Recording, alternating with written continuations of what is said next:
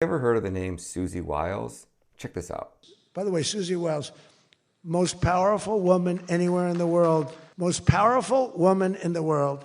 She can take out a country, take out a country with one phone call. That's power. So let me get this right. A woman that has that much power can take out an entire country without a phone call, yet she's never been elected by anybody. We the people didn't vote for Susie Wiles. We the people didn't vote to give Susie Wiles any power, yet she has so much power. What does that mean? She has so much control over the Trump administration that if Susie makes a phone call, everybody's going to drop everything because she controls the Epstein list or has whatever fucking blackmail it is that they're using to blackmail all these scumbag politicians in Washington, D.C. that they'll really stab you, the American people, in the back to benefit Israel or whatever foreign country because Susie Wiles has that much power. Check out this clip from Redacted. Well, our next guest says Susie Wiles might be the most destructive force inside the Trump administration, gatekeeping, preventing MAGA from becoming America first, from actually carrying out the mission of making America great again.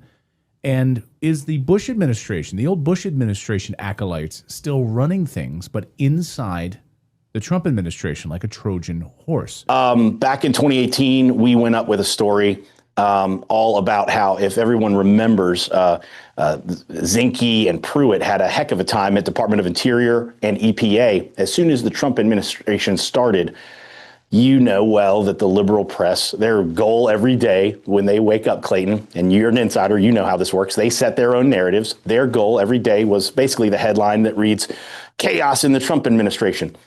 And they set to work writing those headlines every day, didn't they?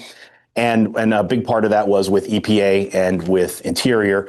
And there were leakers inside of the administration. And so we broke a story about how Caroline Wiles, daughter to Susie Wiles, was the big leaker helping to create a bunch of the chaos in those two particular agencies. And eventually I got a phone call from Susie Wiles and she asked me to take it off of the internet. And I did. And I didn't, I'm an amateur horse trader, Clayton. I'm not very good at this, I suppose. I didn't get anything in return.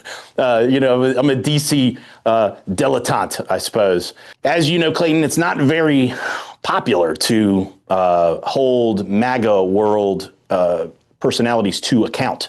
And right. So that sort of bubbled around the internet, and it finally, it was in COVID. And so Pfizer, of course, not being very popular, that news finally bubbled up into the sort of the zeitgeist, and people started taking notice that, hey, maybe this Susie Wiles person is a little bit of a problem.